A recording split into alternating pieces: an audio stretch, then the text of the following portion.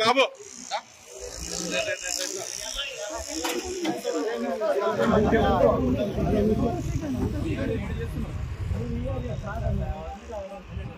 సరే తర్వాత తమాషా చేస్తాం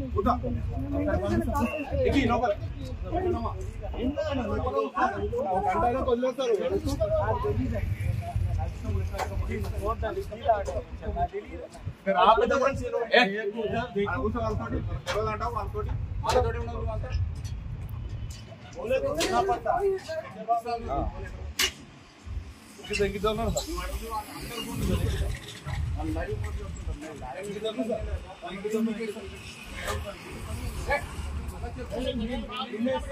ముఖ్యమంత్రి రేవంత్ రెడ్డి గారు వచ్చి స్పష్టమైన హామీ ఇచ్చారు. సీతక హామీ ఇచ్చింది, ఈటల రాజేందర్ చెప్పిండు, తీన్మార్ మల్లన్న చెప్పిండు. ప్రతి ఒక్క మంత్రులు కావచ్చు, ఎమ్మెల్యేలు కావచ్చు, ఇప్పుడున్న వాళ్ళు మాకు స్పష్టమైన హామీ ఇచ్చారు ఆ రోజు ఉద్యోగాలు ఇవ్వాలి వీళ్ళకి అని చెప్పేసి.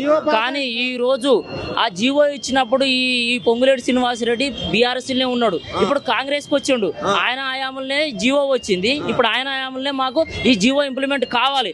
అయినా కానీ మొండి వైఖరితో మమ్మల్ని నిర్లక్ష్యం చేస్తున్నాడు. ఏది ప్రజాపాలన, ఇదేనా ప్రజా పరిపాలన?